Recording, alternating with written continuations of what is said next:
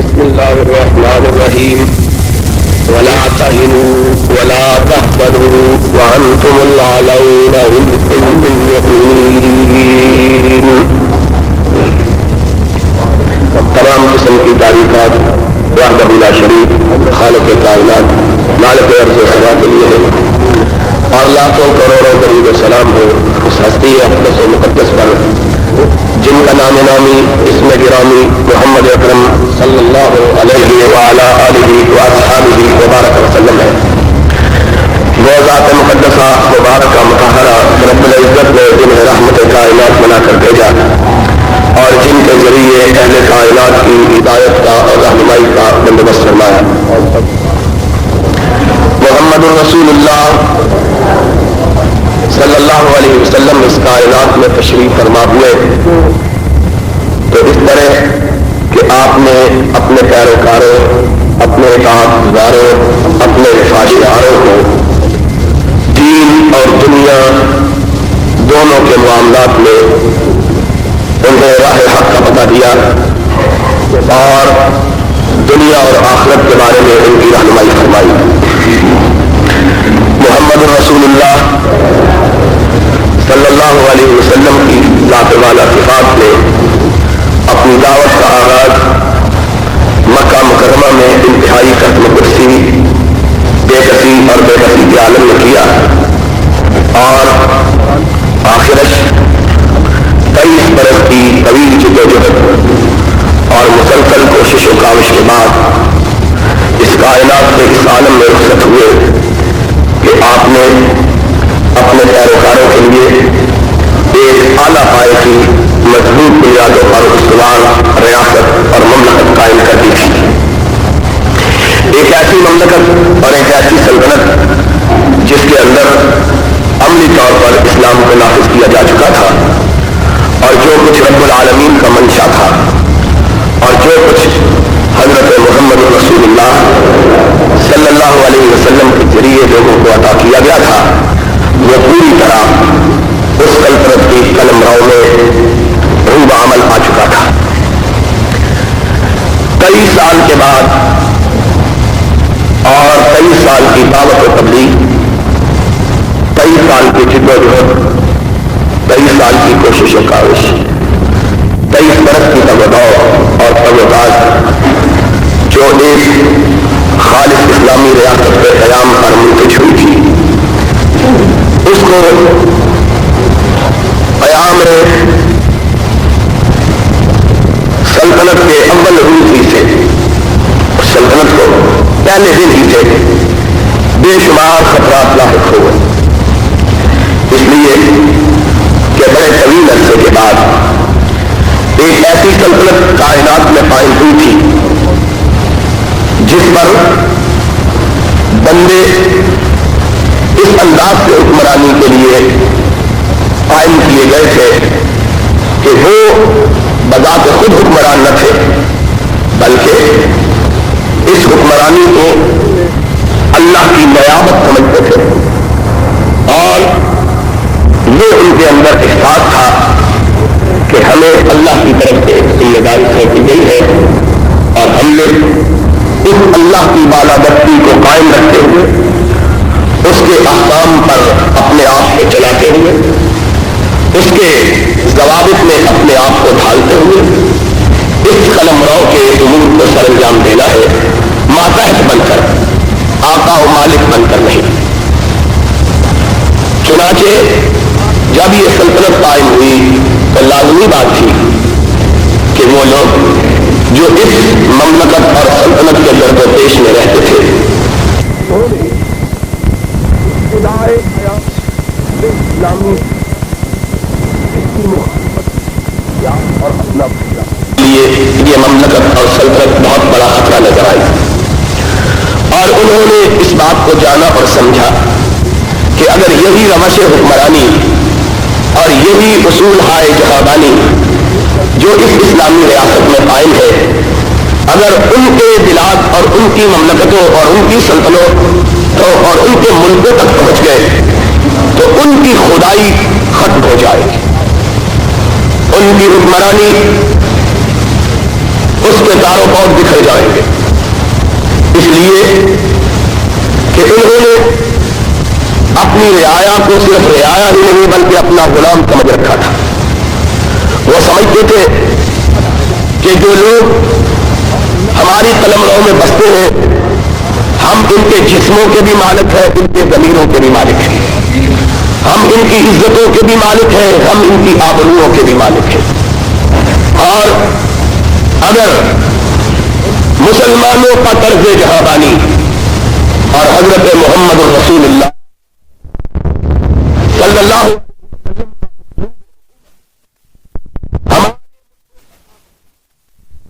تو ہماری آقائیت، ہماری خدائی، ہماری آمریت، ہمارا استبداد اور ہماری ڈکٹیٹرشپ ختم ہو کر رہ جائے گی۔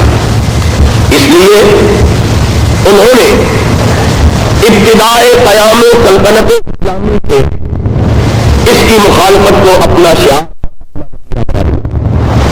اور اپنی تمام اس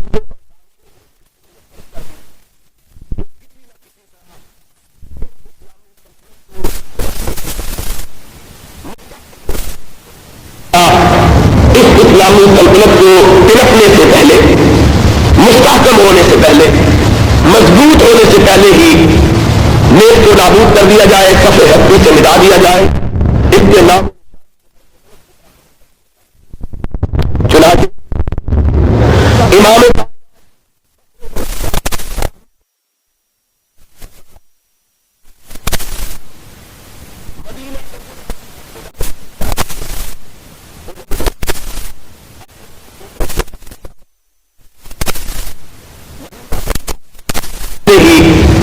نیز کو نابود کر دیا جائے، صفحے ہستی سے مٹا دیا۔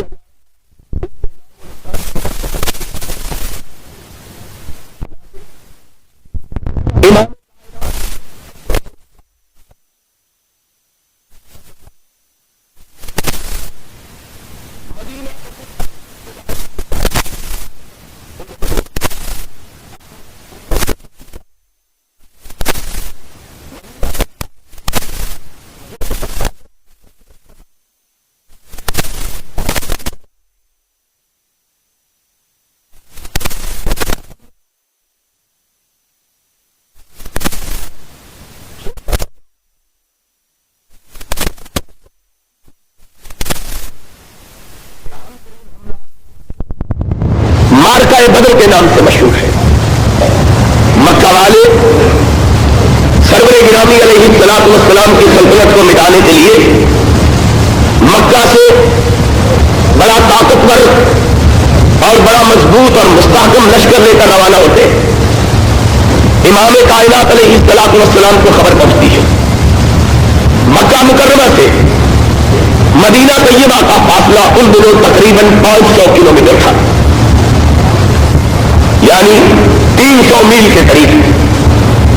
رحمت کائنات علیہ الصلوۃ والسلام کو خبر ہوئی کہ ایک بہت مضبوط لشکر کفار مسلمانوں کی سلطنت پر حملہ آور ہونے کے لیے آ رہا ہے۔ آپ اس کے مقابلہ کرنے کے لیے بجائے اس بات کے کہ مدینہ طیبہ میں انتظار فرماتے، مدینہ طیبہ سے باہر نکلے، اپنے ساتھیوں کو اکٹھا کیا، کمزور، بے کس اور بے بس اور ناتواں بخاروں کے مارے ہوئے ہجرتوں کے سدائے ہوئے لوگ، کچھ چھوٹے چھوٹے بچے، کچھ جھکی ہوئی کمروں والے بوڑھے اور کچھ ایسے لوگ، توجہ کے ساتھ بات کو سننا۔ امام کائنات علیہ الصلوۃ والسلام کے یثرب میں تشریف لانے سے پہلے اس بستی مبارک کے اندر ہر سال ایک وبا پھیلتی تھی جس کو زرد بخار کی وبا کہتے ہیں، اور لوگ اس وبا کے ہاتھوں میں ڈھال ہو کر رہ جاتے۔ چنانچہ جب ہجرت کر کے مکہ مکرمہ سے مسلمان مدینہ طیبہ میں تشریف لائے اور یثرب کا نام طیبہ اور مدینہ النبی قرار پایا، تو اس وقت بھی یہ وبا پڑی اور بہت سے مسلمانوں کو اپنی لپیٹ میں لے کر ان کو پائمال کر کے چلی گئی۔ مارکہ بدر جب تباہ ہوا تو ابھی تک اس وبا کے اثرات مسلمانوں پر باقی تھے۔ بعد میں رسول کائنات علیہ الصلوۃ والسلام نے اپنے رب سے دعا مانگی تھی، اللہ تو نے یثرب کو اپنے نبی محمد کا شہر بنا دیا ہے، میں تجھ سے التجا کرتا ہوں کہ اس کو ہر قسم کی وباؤں سے پاک فرما دے۔ چنانچہ نبی پاک صلی اللہ علیہ وسلم کی دعا کے نتیجے میں پھر درد بخار کی بیماری مدینے سے رخصت ہوئی۔ اور یہ بھی یاد رکھو، ساری کائنات میں وبائیں پھیلتی ہیں، لیکن اللہ نے اگر کسی شہر کو وباؤں سے محفوظ رکھا ہے تو اپنے محبوب کے دعا کی قبولیت کی وجہ سے اپنے محبوب کے چنانچہ یہ دعا تھی مصطفیٰ علیہ الصلوۃ والسلام کی کہ اے اللہ میری بستی کے اندر جو وبا ہر سال آتی ہے اور لوگوں کو خستہ کر کے چلی جاتی ہے، اللہ اس بیماری کو مدینے سے دور کروا دے۔ لیکن مارکہ بدر میں ابھی تک لوگ اس بیماری کے زخم خوردہ اور اس بخار کے مارے ہوئے موجود تھے۔ چنانچہ جب نبی مکرم علیہ الصلوۃ والسلام نے کفار کے مقابلے کے لیے اپنے ساتھیوں کو آگے بڑھ کر ان کا حملہ روکنے کا حکم دیا تو صرف 313 ساتھی جمع ہو سکے، کل 313، اور ان میں سے بھی بہت سے چھوٹے چھوٹے بچے تھے اور کچھ کمروں جھکی ہوئی کمروں والے بوڑھے تھے اور کچھ ہجرتوں کے تباہ ہوئے لوگ تھے اور کچھ بخاروں کے مارے ہوئے انسان تھے، اور ان سے بھی بڑھ کر کچھ اسی مدینہ النبی یثرب اور طیبہ کے رہنے والے کسان تھے، زمیندار تھے، جنہوں نے زندگی میں کبھی تلوار کو ہاتھ نہیں لگایا تھا۔ ہر معاشرے کا ایک خاص پہلو ہوتا ہے، ہمارے معاشرے کے اندر لڑنے والی قومیں زمیندار قومیں ہوتی ہیں، وہ لوگ جو کھیتی باڑی کا کام کرتے ہیں انہیں لڑاکو کہا جاتا ہے، وہی لڑنے والے لوگ ہوتے ہیں۔ عرب کا رواج اس میں بالکل برعکس تھا، تاجر طبقہ، کاروبار کرنے والا طبقہ لڑنے والا ہوتا تھا اور زمیندار طبقے لڑائی سے ناشنا ہوتے تھے، اس لیے کہ اس زمانے میں کاروبار کرنے والے قافلوں کی صورت میں سفر کرتے تھے اور راستے میں قافلوں کو چوروں ڈاکوؤں سے پالا پڑتا تھا، اس لیے کاروباری لوگ اپنے بچوں کو پیدا ہوتے ہی تلوار چلانے کا گر سکھایا کرتے تھے تاکہ جب یہ کاروبار کی خاطر اپنے شہروں سے سفر کر کے دوسرے شہروں کی طرف روانہ ہو اور دشمن ان کو لوٹنے کے لیے آگے بڑھے تو یہ اپنا دفاع کر سکے، اس لیے یہ ٹیک ہٹا کے بیٹھے، دیوار سے ہٹا دے، ان کو ٹیک ہٹا کے بیٹھے، سیدھے ہو کے بیٹھے، سیدھے ہو کے، ان کا رواج یہ تھا۔ اور یہ لڑائی اصل میں یہ تجربے کی بات ہے، مشق کی بات ہے۔ ہمارے یہاں کاروباری لوگ اس لیے بزدل ہوتے ہیں کہ ان کو کوئی فرصت ہی نہیں ہوتی لڑنے، اور زمیندار اور دیہاتوں کے لوگ ان کے پاس بہت وقت ہوتا ہے، معمولی باتوں پہ لاٹھیاں اٹھا لیتے ہیں، کلہاڑ اٹھا لیتے ہیں۔ اسی طرح عرب کا رواج بالکل برعکس تھا کہ زمینداروں کو بہت محنت کرنا پڑتی تھی، اس لیے کہ زمین بارانی، نہ کنویں تھے نہ نہریں تھی، بارشوں پر سارا دار و مدار تھا، اور جو زمینیں بارانی ہوتی ہیں ان کی کاشت بہت مشکل ہوتی ہے، اس لیے ان بیچاروں کا سارا وقت اپنی زمینوں کی دیکھ بھال میں صرف ہوتا تھا۔ یثرب کے لوگ لڑنا بھیڑنا نہیں جانتے، اس کے برعکس مکہ والے تاجر پیشہ لوگ تھے، تجارت پیشہ تاجر لوگ تھے، قافلوں کی صورت میں سفر کرتے ہوئے انہیں ڈاکوؤں اور چوروں سے پالا پڑتا تھا، اپنے مخالف قبیلوں سے بھی ان کا آمنا سامنا ہوتا رہتا تھا، اس لیے بچپن ہی سے وہ آلات حرب کو استعمال کرنا اچھی طرح جانتے تھے۔ اب محمد رسول اللہ صلی اللہ علیہ وسلم کے ساتھ یہی دو طبقے تھے، ایک یثرب کے لوگ، ایک مکہ کے لوگ۔ مکہ کے لوگ تین قسم کے ابتلاؤں میں مبتلا، ہجرتوں کے مارے ہوئے، کوئی 6 مہینے پہلے ہجرت کر کے آیا ہے، کوئی 3 مہینے پہلے، کوئی 4 مہینے پہلے مکہ چھوڑ کے آیا ہے، کوئی 8 مہینے۔ اور ہجرت کی راہ میں جو مسائل ان کو برداشت کرنے پڑے، انہوں نے ان کی کمروں کو توڑ رکھا، گھر سے بے گھر، وطن چھوٹ گیا، بیوی بچے علیحدہ ہو گئے، کاروبار تباہ و برباد ہو گیا، رہنے کے لیے کوئی ٹھکانا نہیں رہا۔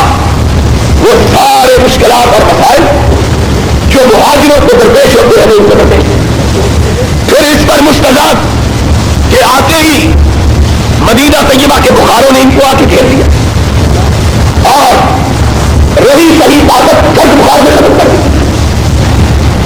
پھر تیسری بات یہ کہ یہ کاروباری لوگ تھے اور کوئی کام کرنا نہیں جانتے، اور مدینہ النبی زمینداروں کا شہر تھا، سارا دارومدار کھیتی باڑی پر یا باغات پر تھا۔ ان کو ایک ایسا پیشہ اختیار کرنا پڑا جس کو یہ جانتے ہی نہیں تھے، اس وجہ سے بھی ان کو بڑی دقت اور دشواری ہوئی۔ ایک طرف یہ لوگ، دوسری طرف یثرب کے لوگ جنہوں نے زندگی میں کبھی تلوار اٹھائی ہی نہیں، لڑنا جانتے ہی نہیں، پتہ ہی نہیں کہ لڑائی کس کو کہتے ہیں۔ دوسری بات یہ ہوئی کہ ان کو مہاجروں کی آمد کا بوجھ برداشت کرنا پڑا، ان کا ہاتھ بٹانا پڑا، ان کی اقتصادی حالت تباہ و برباد ہوئی۔ تیسری بات یہ تھی کہ اسی یثرب میں اور اس کے گرد و پیش میں یہودی رہتے تھے، وہ یہودی امام کائنات حضرت محمد رسول اللہ صلی اللہ علیہ وسلم کی تشریف آوری کے بعد بڑے تیز کھا رہے تھے، اس لیے کہ وہ سمجھتے تھے نبی کائنات کے آنے کے بعد ان کی چودراہٹ ختم ہو کر رہ گئی ہے، اور پھر یہاں منافقوں سے بھی پالا پڑ گیا۔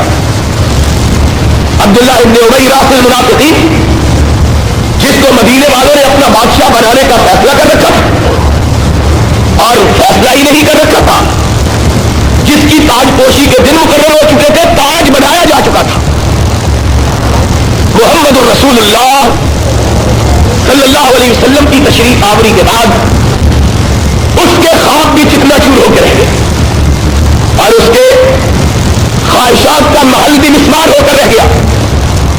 اس نے دیکھا کہ آمنہ کے لال کے آ جانے کے بعد کوئی اس کی طرف دیکھنا بھی گوارا نہیں کرتا ہے، یہ بھی سازش۔ اب اس طرح کے لوگوں کو لے کر حضرت محمد رسول اللہ صلی اللہ علیہ وسلم اسلامی ملک کی حفاظت کے لیے مدینے سے باہر نکلے، اور تقریباً مدینہ طیبہ سے 150 کلومیٹر کے فاصلے پر بدر کے مقام پر ٹھہر کر آپ نے مکہ کے لشکر کا مقابلہ کیا۔ اور دلچسپ بات، یہ واقعہ سنانا مقصود نہیں ہے، اصل موضوع اور ہے، لیکن اس واقعے کا ایک اہم ترین پہلو آپ کو بتلانا ضرور مقصود ہے، اور وہ یہ ہے کہ جب مکہ کی فوجوں کے کمانڈر ابو جہل کو 2 چھوٹے چھوٹے بچوں نے نکال کر ذبح کیا، اور ایک بچہ اس کے سر کو کاٹنے لگا، تو اس نے آنکھیں کھول کر یہ کہا کہ مجھے بتلاؤ میرا سر کاٹنے والا کون ہے؟ اس بچے نے جواب دیا، میں معاذ ہوں، افرا کا بیٹا ہوں، یثرب کا رہنے والا ہوں، محمد کا غلام ہوں۔ تو اس نے آ بڑھ کر کہا، ہائے میری بدقسمتی کا کیا کہنا ہے کہ آج میں مارا بھی جا رہا ہوں تو ایک اناری کے ہاتھوں مارا جا رہا ہوں، ایک ایسے بچے کے ہاتھوں جس کے قبیلے والے تلوار چلانا نہیں جانتے، ان کے ہاتھوں مارا جا رہا ہوں۔ کاش مجھ کو مارنے والا کوئی عرب کا جنگجو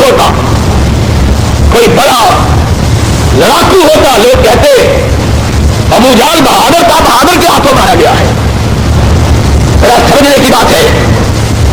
اس نے کہا مجھے بڑا افسوس ہے کہ میری موت بھی آئی ایک بچے کے ہاتھوں، اور بچہ بھی ان کا جن کو تلوار چلانا نہیں آتا، جو غیر لڑاکو قوم ہے. پھر اس نے کہا میری ایک خواہش ہے. اور میں نے پوچھا کیا خواہش ہے؟ کہنے لگا میری گردن کاٹتے ہوئے ذرا نیچے سے کاٹنا، تاکہ جب میرا سر نیزے پہ چڑھایا جائے تو اونچا نظر آئے. بہادر لوگ تھے. اب جو اصل بات میں ذکر کرنا چاہتا ہوں وہ یہ ہے کہ مدینہ طیبہ پر حملہ ہوا اور بڑے جنگجو لوگ مدینہ طیبہ پر حملہ کرنے کے لیے آئے. حدیث پاک میں آیا ہے ان کے پاس ہر قسم کا اسلحہ موجود تھا. اس زمانے کے مطابق ہر زمانے کا ایک اسلحہ ہوتا ہے. اس زمانے کے مطابق نہ صرف یہ کہ ہر قسم کا اسلحہ ان کے پاس موجود تھا، بلکہ لڑنے والے اعلیٰ ترین سپاہی تھے، جنگ کے ماہر، آلات حرب و ضرب کے پوری طرح شناور، اور ساتھ ہی ساتھ اس زمانے کے دستور کے مطابق سب سے اعلیٰ فوج کا دستہ گھڑسوار دستہ ہوتا، کیونکہ اس زمانے کا سب سے اعلیٰ جانور لڑائی کے لیے اگر کوئی شمار ہوتا تھا تو گھوڑا ہوتا تھا. اور اس کی حیثیت آج کے دور میں وہی تھی جو ٹینک کی ہوتی ہے، پیدل فوج کے ساتھ بختر بند رکھنے کی ہوتی ہے. پوری طرح اسلحے سے لے قوم جنگجو، لڑائی بڑائی کی عادی، مار کٹائی سے آشنا، جدید جنگی اسلحہ ان کے پاس موجود، اور 1000 کے لشکر میں 100 گھڑ سواروں کا دستہ بھی موجود، اور پوری طرح تیاری کر کے آئے. اسلام کو مٹانے کے لیے، محمد کی بستی کو مٹانے کے لیے، اسلامی ریاست کو نیست و نابود کرنے کے لیے. اس کے برعکس مسلمان نہ صرف یہ کہ تیار نہیں تھے، کوئی تیاری نہیں تھی، اچانک ان کو حکم ہوا نکلے. پوری طرح اسلحے سے لیس نہیں تھے، کوئی اسلحہ ان کے پاس موجود نہیں تھا. حدیث پاک میں آتا ہے بے شمار لوگ ایسے تھے جن کے پاس تلواریں موجود تھی، تلوار کے وار سے بچاؤ کے لیے ڈھال موجود نہیں تھی.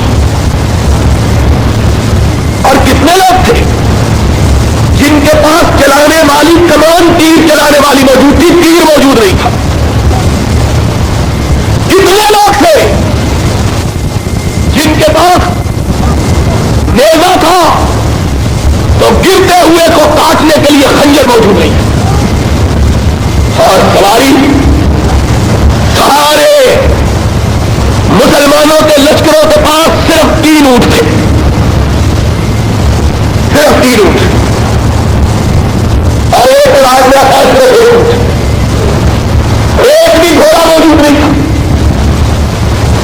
کوئی تیاری نہیں. مسلمانوں کی حالت، آسمان سے آواز آئی لا تہنوا ولا تحزنوا وانتم الاعلون ان کنتم مؤمنین. اے محمد کے ساتھیوں، ایمان تم پختہ کر لو، فتح آسمان والا تم کو عطا کر دے گا. ایمان پختہ کر. لڑائی ایمان کی اور اپنے کی ہے. لڑائی قوت کی قوت سے نہیں ہے، قوت کا کوئی مقابلہ نہیں تھا. لا تہنوا، بزدلی کو اپنے سینوں سے کھرچ کر نکالو. لا تحزنوا، خوف اپنے دلوں سے کھرچ دو. وانتم الاعلون، عرش والے کا وعدہ ہے کہ طاقتور مغلوب ہوں گے، تم غالب ہو گے. ان کنتم مؤمنین، ایمان تم لے آؤ، فتح ہم عطا کر دے گا. پھر کیا ہوا؟ وہی ہوا جس کا گلا شکوہ دعا ابو جہل نے کیا تھا، کاش میری گردن کاٹنے والا کوئی جنگجو ہوتا. یہ تو جنگجو بھی نہیں، تلوار اٹھانے والا بھی نہیں، لیکن اس کو کیا پتا تھا کہ بدر میں تلوار سے نہیں ٹکرائی بلکہ ایمان تلوار سے ٹکرایا ہے. اور ایمان کیا تھا؟ ابن ہشام نے لکھا ہے افراد کے بیٹوں میں سے ایک بیٹا یا کوئی اور اس کے ہاتھ پہ تلوار پڑی، آدھا بازو کٹ گیا، آدھا بازو کٹ گیا، لٹکنے لگا. یہ بچہ تلوار اٹھا کے مارنے لگتا ہے، ہلتا ہوا بازو راہ میں رکاوٹ بن جاتا ہے. اپنے ہاتھ کو اپنے پاؤں کے نیچے رکھا اور زور لگا کے کٹے ہوئے بازو کو اکھاڑ کے پرے پھینک دیا کہ مجھے اس بازو کی ضرورت نہیں ہے جو رب کی راہ میں جہاد کرتے ہوئے دے دیا. لا تہنوا ولا تحزنوا وانتم الاعلون ان کنتم مؤمنین. نہ کرو، کمزور نہ پڑو، طاقتور پر بھروسہ کرو، وہ تمہارے ساتھ ہے.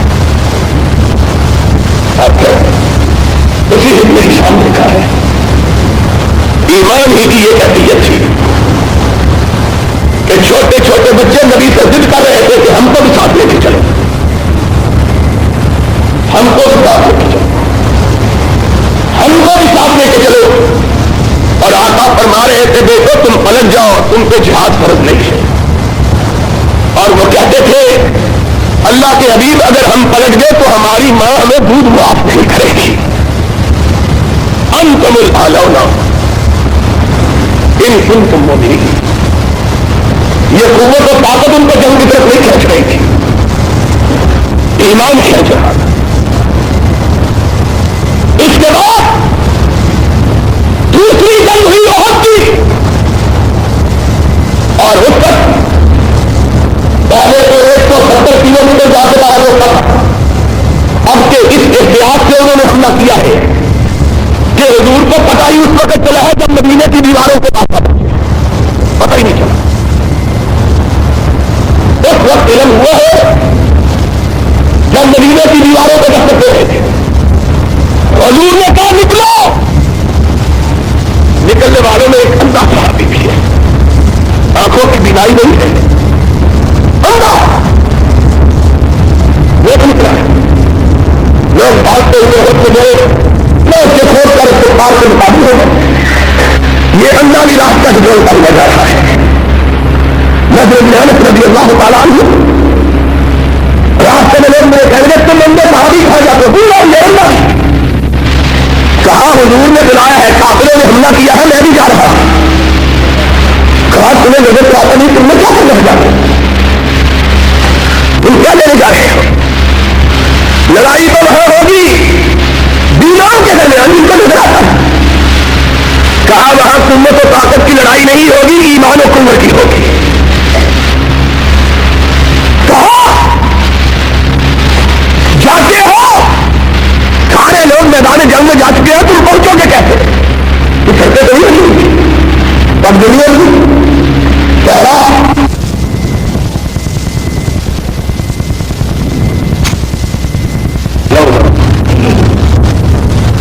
اس جنگ میں نبی پاک صلی اللہ علیہ وسلم نے ایک دستے سے اونچی چوٹی پر مقرر کیا. کافروں کو شکست ہوئی، انہوں نے سمجھا اب ان کا پاسا پلٹ گیا ہے، اب اتر کرو. مومنوں نے روکا مت چھوڑو وہ جگہ جہاں محمد صلی اللہ علیہ وسلم. کہا نہیں اب کوئی بات نہیں، وہ پتہ ہو چکی ہے. یہ وہاں سے الٹے کفار کا لشکر پیچھے سے پلٹا، حملہ کیا اور مولی گاجروں کی طرح کاٹتا ہوا آگے بڑھ گیا.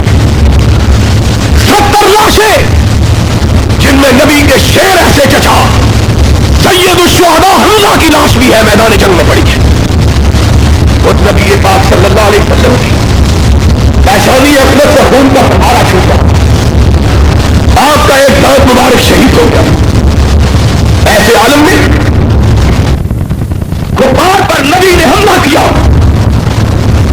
کفار پلٹ کے بھاگا, 70 لاشیں میدان جنگ میں پڑی ہیں. محمد الرسول اللہ نے کہا ان کا تعاقب کرو.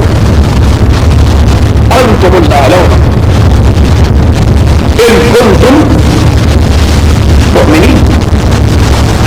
کئی ایک نے کہا حضور ہم کٹے پھٹے لاشیں پڑی ہوئی. آپ نے فرمایا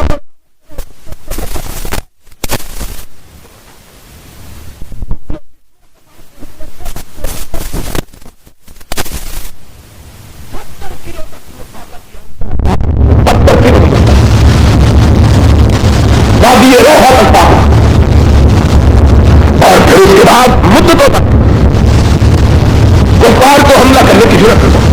تیسرا بڑا حملہ مدینے پہ جو ہوا وہ 5 ہجری 6 ہجری میں ہجرت کے 5ویں 6 سال اس وقت ہوا جب کہ کفار اتنا بڑا لشکر لے کے آئے کہ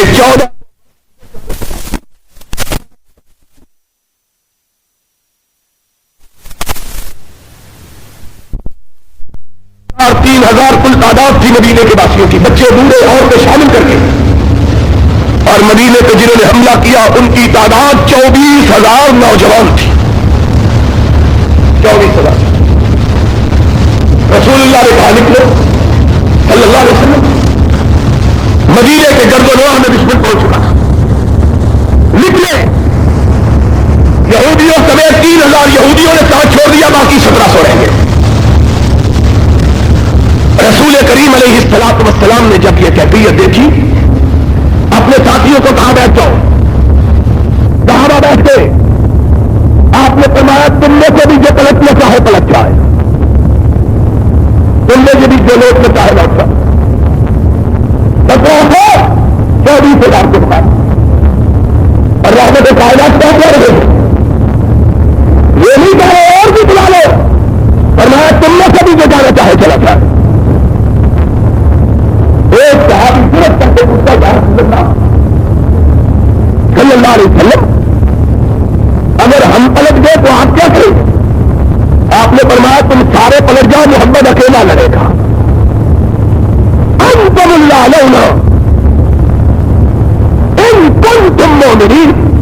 کیا کہتے دشمن کا اسلحہ, دشمن کی تعداد, دشمن کی برتری دیکھ کر لمبے میں لے جاؤ,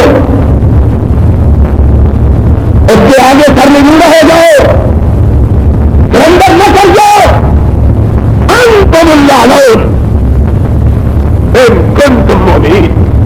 وہ اپنی تعداد اور اسلحے پر بھروسہ کر کے آتے ہیں, تم رب پر اعتماد کر کے آؤ. انتم الاعلون. تم مجھ پر اعتماد کر کے آؤ, میں تمہاری مدد کروں.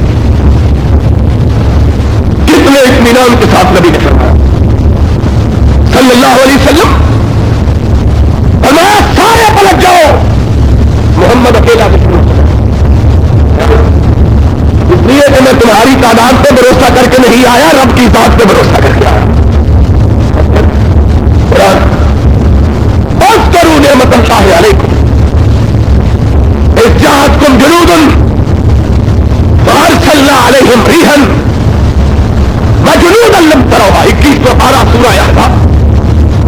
کہا تم ایمان کو سینوں میں سجا کر نکلے اور جانوں کو ہتھیلیوں پر بتا کر نکلے. ہم نے کہا ہم پر اعتماد کرتے ہوئے آئے ہو, اب ہماری قدرت بھی دیکھو. اذکروا نعمت اللہ اذ جاءتکم جنود. اللہ کہتے ہیں 17,000 کے مقابلے میں مومن سو گئے, رب نے سلا دیا. مومن رب نے سلایا, رب جاگ رہا ہے. عرش والا اذ جاءتکم جنود فارسلنا علیہم ریحا وجنودا لم تروها. تم سوئے ہوئے تھے, جبریل کی قیادت میں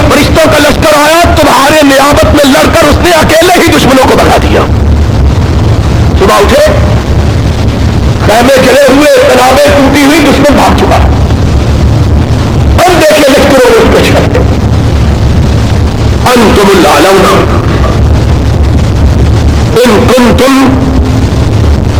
اور کسے پڑی ہے کہ جا سناوے پیارے پیر کو ہماری بتیاں کون ہے آج جو قرآن کا یہ درس سیال حق کو جا کے سنائے کون ہے اس بزدل کو بے غیرت کو بے حمیت کو جس نے مسلمانوں کی ناک کٹوا کے رکھ دی ہے راجیو گاندھی کی بیوی کے سامنے رکوع میں گیا ہوا ہے اور بے غیرت تو اگر رکوع میں گیا ہے تو باقی کون سجدے میں نہیں پھر مونچھوں پر ہاتھ دے کے کہتا ہے شریعت آ رہی ہے اور بے شرم کہتے ہیں ہم شریعت میں ہاتھ بناتے شریعت لا رہے ہیں تم لانے والے یہ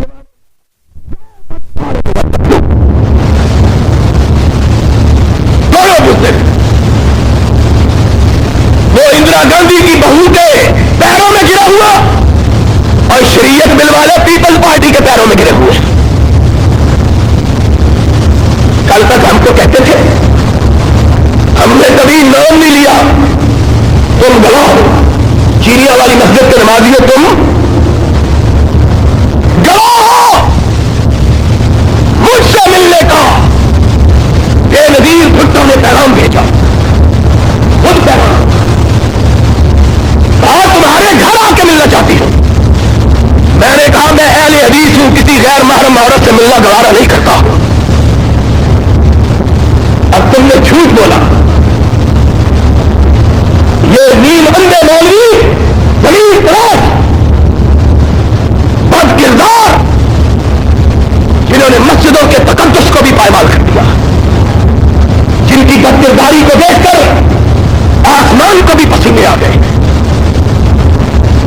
وہ مولوی ہم پہ جھوٹے الزام لگاتے ہیں یہ شریعت بل کی مخالفت کر کے پیپل پارٹی کی راہ مار کرنا چاہتے اور بغیر تو ہم پر الزام لگاتے تھے خود پیپل پارٹی کے چرنوں میں گرے ہوئے جماعت اسلامی کے نائب امیر پروفیسر غفور کا بیان سوموار کے دن سارے پاکستان کے اخباروں میں چھپا اس نے کہا پیپل پارٹی کا وجود اللہ کی نعمت ہے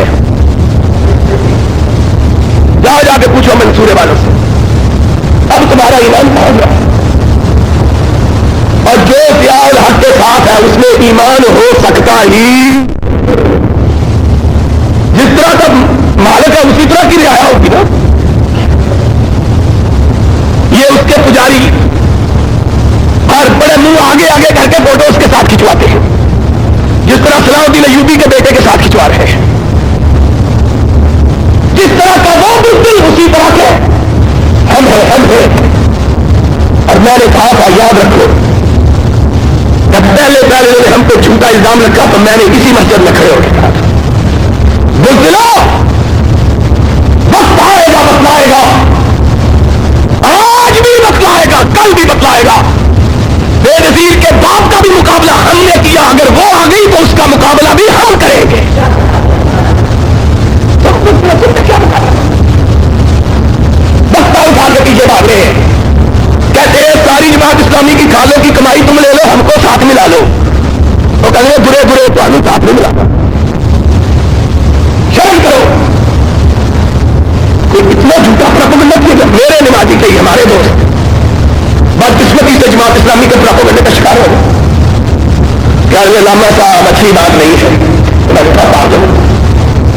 ناسیہ دل میں ہی اتنا تو سمجھ اپنے کے ہم لاکھ نادہ ہوئے کیا تجھ سے بھی نادہ ہوں گے کیا سمجھا ہے تم ایم آئی ڈی کی حمایت کر رہی ہے ایک مولوی نظر کچھ نہیں آتا اینک لگانے کے باوجود بھی بار بار شیشے کو آپ کہتے کہتے ایم آئی ڈی کی بات کر رہے ہیں اب تمہارے چچاؤں نے یہ کہا ہے کہ ہم سارے شریعت محاذ کی قیادت ایم آئی ڈی کو دینے کے لیے تیار ہیں اب تمہاری غیرت کہاں مر گئی ہے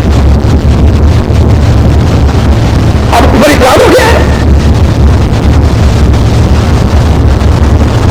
بزدل کو کائنات میں کہیں بنا نہیں مل سکتا ہم انشاءاللہ بہادری کے ساتھ زندہ ہے بہادری کے ساتھ زندہ رہیں گے انشاءاللہ اور اور موت بھی آئے گی تو بہادری میں آئے گی انشاءاللہ.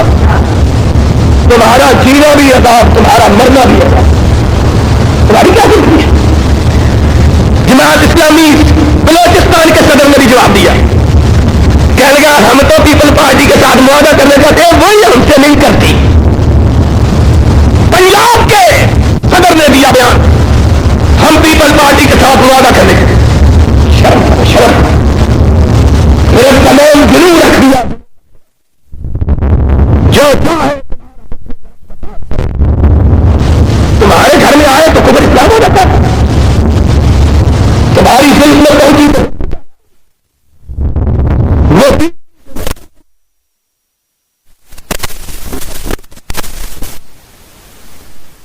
اللہ کے بدلے کرم سے 18 اپریل کے موچی دروازے کے جلسے سے لے کر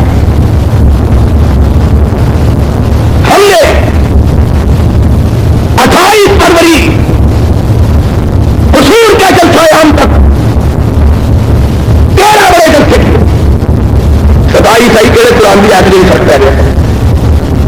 27 فروری تک ہم نے 13 بڑے جلسے کیے اور 18 اپریل سے لے کر 6 مارچ تک آج کے دن تک 100 سے زیادہ چھوٹے جلسے کیے.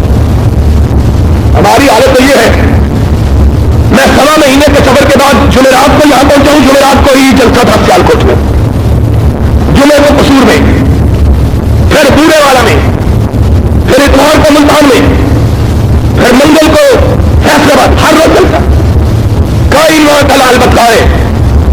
ہم نے اپنے جلسے میں کسی پیپلز پارٹی کے کسی ایم آر ڈی کے بندے کو بلایا, کوئی ماں کا لال بتایا. کسی ایک جلسے میں کسی ایک بندے کو بلایا, ہم پر جھکے ہی کرنا, لیکن عرش والا کو دیکھ رہا تھا. اس نے تمہارے پردے کو چاک کرنے کا فیصلہ کیا. سن لے, اور جماعت اسلامی نے نام لے کر کہتا ہوں, جماعت اسلامی کبھی میں نے نام نہیں لیا تھا, 20 سال ہو گیا یہاں جو کرتے ہوئے, لیکن کیوں گردش مدام سے گھبرا نہ جائے دل.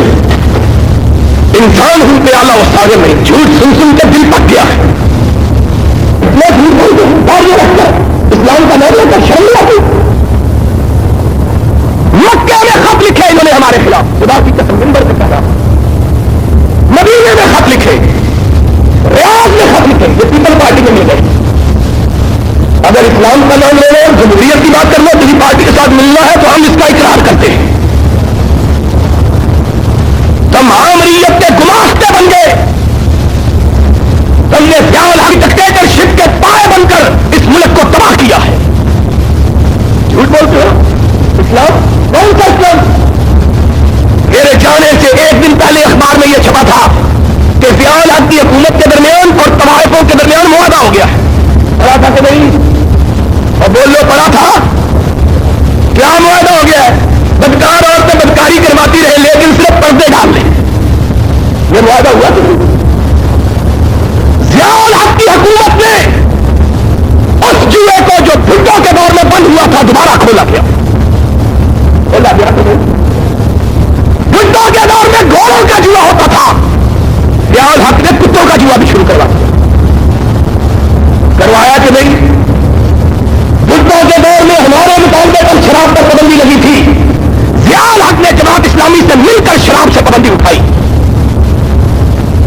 سن 86 میں ضیاء الحق کے وزیر نے قومی اسمبلی میں بیان دیا کہ جتنی شراب سن 86 میں پاکستان میں بنی ہے 39 سال میں اتنی نہیں بنی. یہ تمہارا شریعت نہیں ہے. فوٹو کھنچواتے ہیں منہ کر کے آگے شرم نہیں آتے. گھر بلاتے ہیں اس کو, بلاؤ. اس کے گھر بلانے سے کوئی ہمیں ہماری صحت کو کوئی فرق ہے؟ جو مردوں سے ڈرتا ہے, اندرا گاندھی کی بہو سے ڈرتا ہے, وہ ہم کو ڈرا سکتا, ہم اس سے نہیں ڈرتے. جاؤ اسلام, تم نے اسلام کا اپنے اندر فیکٹریاں لگا رکھی ہے جس کو تم اسلام کہو اسلام ہے, جس کو تم کفر کہو تم ہے. تم نے اسلام کا بیڑا غرق کر دیا. جتنا بیڑا غرق جماعت اسلامی اور اس کی ہماری جماعتوں نے اسلام کا بیڑا غرق کیا ہے, اتنا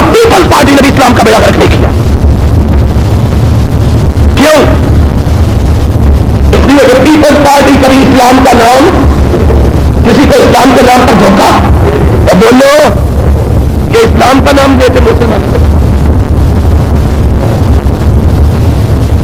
اور اسلام کون سا اسلام؟ ہم اس ملک میں اسلام تمہارا بنایا ہوا نہیں چلنے دیں گے. اس ملک میں اسلام چلا گا تو محمد الرسول اللہ کا چلے گا. اور کوئی کائنات کی طاقت اس ملک میں تمہارا اسلام چلا سکتی. یہ تمہارا اسلام ہے جس میں جوا بھی جائز ہے, جس میں سود بھی جائز ہے, جس میں حرام خوری بھی جائز ہے, جس میں شراب بھی جائز ہے. یہ تمہارا اسلام. اور میرے محمد کا اسلام ان الدین عند اللہ الاسلام. اسلام لانا ہے. ساری برائیوں کو چھوڑ کے آؤ مگر میں اسلام سے ہٹ جاؤ. ہمارے اسلام میں میرے اسلام ہے. ہمارا اسلام کھانے جمع کرنے والا ہے. ہمارا اسلام کائنات کے غریبوں کو ان کی غربت سے نجات دلا کر ان کو تمنگری ادا کرنے والا ہے. ہمارا اسلام لوگوں کو دوسری طرف دینے والا ہے.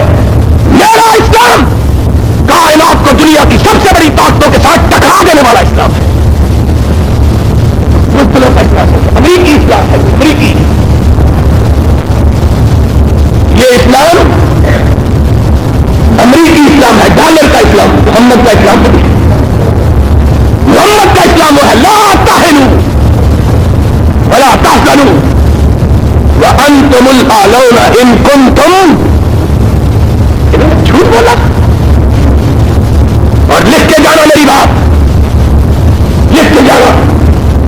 ہمارے متعلق تو احمد راضی کی بہتان لگا ہے.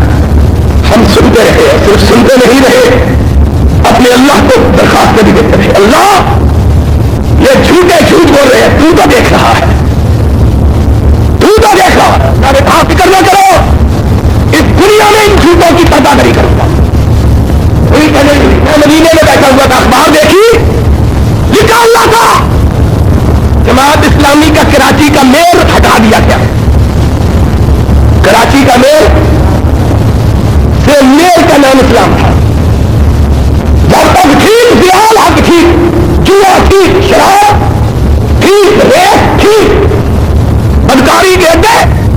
جب اپنا میئر گیا سب چیز خراب. مورچہ اخبار میں چھپا ہوا تھا, پیپل پارٹی اور جماعت اسلامی کی عورتوں نے مل کے جلوس نکالا. سبحان اللہ, سب کہو سبحان اللہ. پیپل پارٹی اور جماعت اسلامی کی عورتوں نے پڑھا تھا کہ نہیں, لاہوریوں پڑھا تھا. پھر خبر آئی جماعت اسلامی قائم ہو گئی ہے. کس بات سے؟ اسلام سے. کیا کیا ہے؟ ایم آر ڈی کے سیکرٹری جنرل کو اپنے اسٹیج پہ بلایا, اپنے جلسے میں بلایا. ایم آر ڈی کے کسی ممبر کو نہیں. ہم مولوی فضل میں ان سے سلام لے کے کہتے ہیں, سلام لے کر بھی کافر ہو گئے. مولوی بیچارہ, مولوی کا پتر, خود بھی مولوی اور مولوی کا پتر بھی. ہم سلام لی, او جی گڑبڑ ہے اندر سے. اور تم نے ملک قاسم جو ایم آر ڈی کا سیکرٹری جنرل تھا اس کو بلایا. شرم کرو بغیر تو صرف یہ نہیں کیا, آگے بھی کچھ کیا. راہ رشید جو بے نظیر بھٹو کی حفاظتی دستے کا سربراہ ہے, جو بے نظیر بھٹو کے حفاظتی دستے کا لیڈر, اس کو بھی اپنے جلسے میں بلایا کہ ہم پلیز لوگ ہیں, اپنے وجود سے ہم کو بھی پاک فرما دو. یہی مطلب ہے نا. اور اس کو اس لیے بلایا تھا نا کہ تم کافروں کو مسلمان کر دو. اگر وہ کافر تھا تو تم مسلمان کیسے رہے؟ اگر وہ مسلمان تھا تو تمہارا اسلام کہا گیا.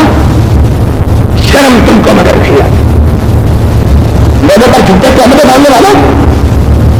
ہم نے کہا تھا تمہیں یاد ہو کے نہیں. میں نے کہا تھا یہی, میں نے کہا ایک دن آئے گا ہمارا خبر پڑے گا.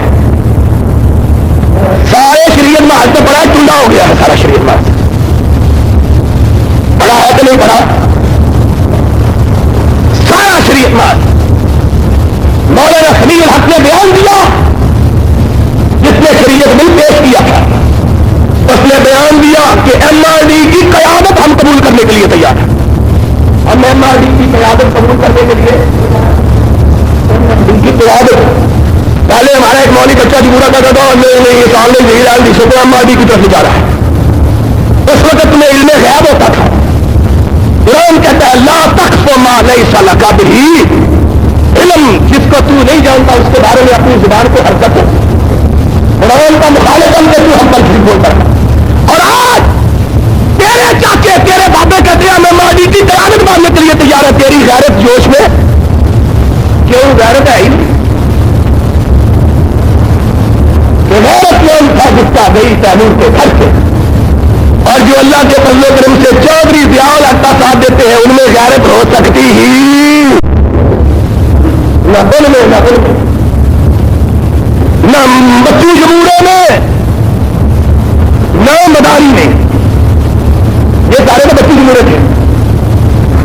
وہ کرتا تھا ہاتھ اس طرح کرتے لیٹ جاؤ، یہ سارے کورس میں مل کے کہتے تھے لیٹ گئے. وہ کہتا تھا اٹھ جاؤ، یہ سارے کورس میں کہتے تھے اٹھ گئے. وہ کہتا شریعت بل پکڑ لو، کہتے پکڑ لیا. کہتا شور مچا دو، کہتے مچا دیا. یہ بچی جمہورے اس کا حال کیا ہے. اور مفتی نعیمی نے ٹھیک کہا ہے لیکن خدا تجھے نفس جبرائیل دے تو کہو تو نے آدھی سچ بات کہی ہے. اگر خدا تجھ کو تفریح دیتا تو ساری سچ کہہ دیتا. اس کا دوران افطار میں چلا ہے. اس نے کہا ہندو عورتوں کے سامنے جھکنے والا کبھی مسلمانوں کی غیرت کا نشان. یہ اس نے کہا اور میں نے کہا اگر اللہ تجھ کو تفریح دیتا تو دونوں باتوں کا تذکرہ کر دیتا.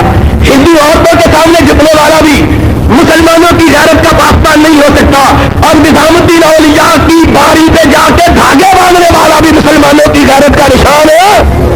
اور اونچی بولو غیرت کا نشان یہ دھاگے باندھتا ہے.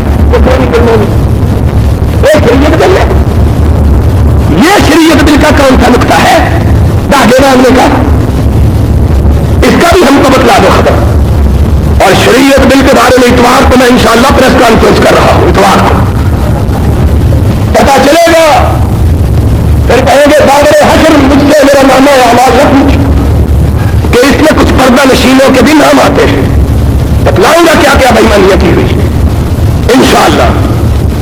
اور مجھے ایک دوست نے کہا کیا رہے تھے باہر ہی رہتا تھے چنگا سی. میں نے کہا کہ اللہ نے اہل حدیثوں کے لیے مجھ کو احسان الہی بنایا ہے اور تمہارے لیے عذاب الہی بنایا ہوا ہے. تم نے اہل حدیثوں کو گھڑے کی مچھلیاں سمجھا ہوا تھا، الو بنایا ہوا تھا. جو آتا تھا اگلا کر کے لے جاتا تھا. جیب کی گھڑیاں، ہاتھ کی چھڑیاں، کہتے جو بھی چاہے لے جائے. ہم سے یہ تکلیف ہے کہ اہل حدیثوں کو ہم نے جگا دیا ہے اللہ کے فضل و کرم سے.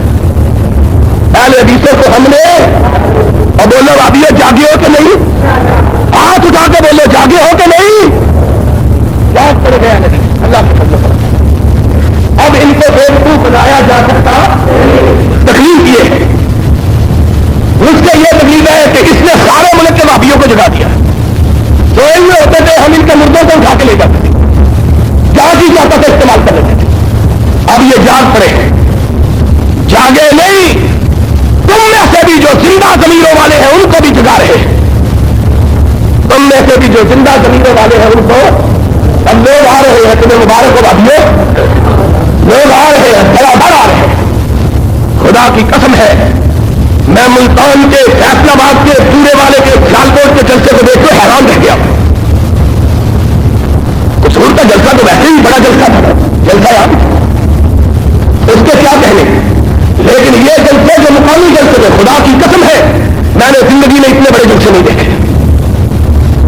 کیوں کہ اہل حدیث جاگ پڑے. اہل حدیث اور اے اللہ تو ان کو جگائے رکھنا، ان کو اسلام کے لیے جگائے رکھنا، قرآن کے لیے جگائے رکھنا. اللہ ان کو محمد کے فرمان کے لیے جگائے رکھنا.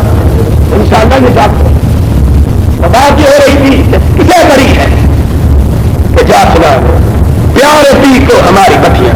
کون ہے جو پیار آپ کو جا کے یاد سنائے؟ ہم مردے کو پوجنے والے، عورتوں سے ڈرنے والے. قرآن پر لا تہنوا ولا تحزنوا وانتم الاعلون ان کنتم. اگر تم مومن بن جاؤ پھر دنیا کی کوئی طاقت تمہیں ڈرا سکتی اب تو F-16 بھی ہے، اب تو F-16 بھی ایٹم بم بھی کہتے ہیں، پتہ نہیں ہے کہ نہیں کہتے ہیں، بستر بم گاڑیاں بھی ہیں، ٹینک بھی ہے، 10 کروڑ مسلمان بھی ہیں اور پورے مسلمانوں کی دعائیں بھی پشت پر، لیکن ایمان پھر کیا ہے؟ سونیا گاندھی ہے، ایمان نہیں اور کیا ہے؟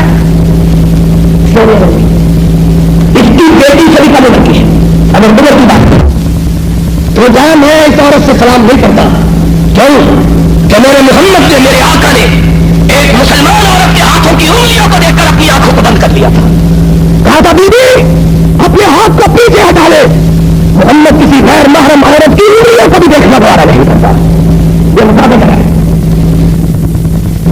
اور وہ اپنی بیچاری بیٹی اس کا ہم کیا کرتے ہیں کہ ہماری ماں بہن اس غیرت مند نے اس کو بھی غیر مسئلوں سے لکھا کرتا ہے، اس کا کیا غیرت مند آ جاؤ قرآن سن لو، قرآن کا یہی اعلان ہے لا تہنوا ولا تحزنوا وانتم الاعلون ان کنتم وآخر دعوانا اگرچہ کچھ حضرات کے لیے اور کچھ میری بہنوں کے لیے بالخصوص شاید یہ خوشی کی بات نہ ہو، شاید اس وجہ سے کہ وہ ہر حال میں سے تعلق اور محبت ہے، لیکن میں سمجھتا ہوں کہ پوری جماعت کے لیے وہ بڑی بہت بڑی خوشحالی کی بات ہے کہ اللہ کے فضل و کرم سے وہ جگہ جو ہم نے جامع مسجد کے لیے خریدی تھی، قال لا يأتيكما طعام ترزقانه إلا نبأتكما بتأويله قبل أن يأتيكما نہیں کھانا تہاڈا آوے۔ یوسف نے فرمایا پہلا دیاں میں تعبیر تانوں اور جس دم چاہے آیا ذالکما مما علمنی ربی انی ترکت ملت قوم لا یؤمنون باللہ۔ اے ہے انہاں علماں وچوں جو رب نے سکھلائے، چھڈ دتا میں دین انہاں دا نہ ایمان لیائے۔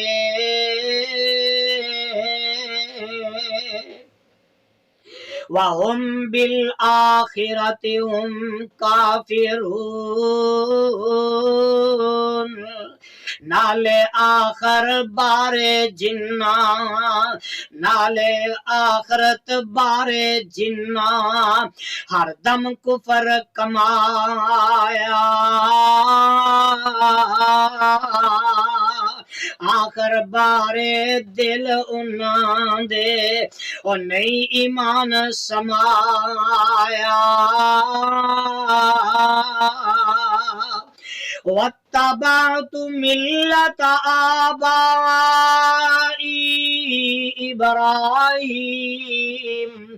إبراہیم وإسحاق ویعقوب، میں تے اپنے پیو دادے دے مذہب دے اتے چلنا۔ ابراہیم اسحاق ہوراں یعقوب ہوراں مننا۔ ما کان لنا ان نشرک باللہ من شیء ذالک من فضل اللہ علینا۔ اللہ نال شریک بنائیے اور سانو لائق نائی، اے ہے فضل خدا دا ملیا جو ساڈے تائی